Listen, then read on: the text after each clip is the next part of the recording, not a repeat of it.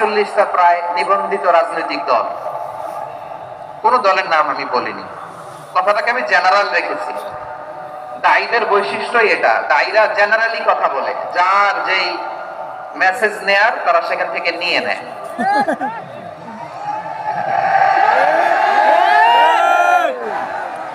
তো কোন দল এটা নিয়ে কোনো কথা বললো না, আপনারা এটাকে নিজের গায়ে যে মাখালেন, এটা ঠিক হয়নি।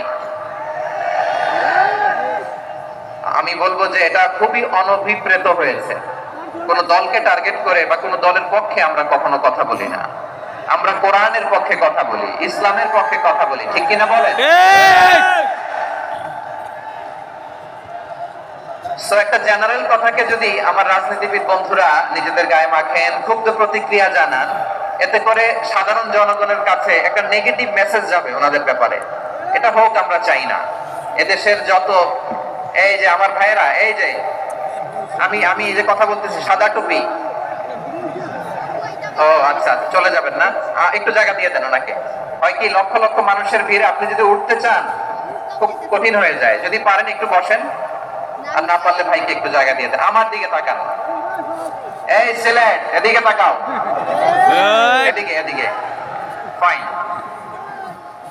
তো আমার প্রিয় রাজনীতিবিদ বন্ধুদের আমি বলবো, কথাটা ছিল ভেরি জেনারেল, এটা নিজেদের গায়ে মাখানোর কোনো দরকার নাই।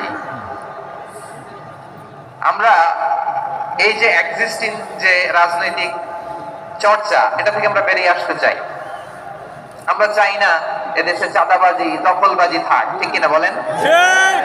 এদেশে কোনো দুর্নীতি থাক, টেন্ডারবাজি থাক, এগুলো আমরা চাই। আই হেট পলিটিক্স একটা জেনারেশন আছে, এই বেশিরভাগ জেন জি অফ সিলেট, এরা আই হেট পলিটিক্স জেনারেশন। এরা পলিটিক্স কে পছন্দ করে না।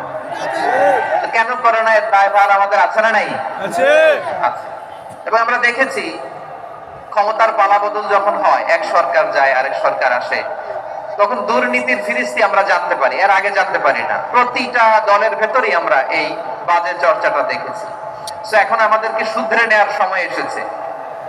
এটা এই সুন্দর সময়, নতুন প্রভাতের বাংলাদেশ, নতুন ভোরের বাংলাদেশ, এই সময় আমরা কাদা ছোড়াছড়ি যেন না করি। আমাদের শপথ নেওয়ার সময় এসেছে। প্রতিটি দল, নিবন্ধিত 48টি, সবগুলো দলের এখন শপথ নেওয়া উচিত যে আমরা কোনোদিন আর চাঁদাবাজি করব না, টেন্ডারবাজি করব না, দখলবাজি করব না। আমরা সবসময় দেশের পক্ষে থাকি, সবসময় দেশের পক্ষে থাকি। সেই কথাগুলো ছিল ভেরি জেনারেল। যে কথাগুলো আমরা জেনারেলি বলি, এগুলো জেনারেলি আপনারা নিবেন। আমার রাজনীতিবিদ বন্ধুদের কাছে এটাই আমার কামনা। আর এই জাতীয় বার্তা যখন আমরা দেই, তখন যদি আপনি বলেন যে পারলে রাজনীতিতে আসেন, পারলে দল করে দেখান, এটা হইল? আমি কি এরকম কোনো কথা বলেছি?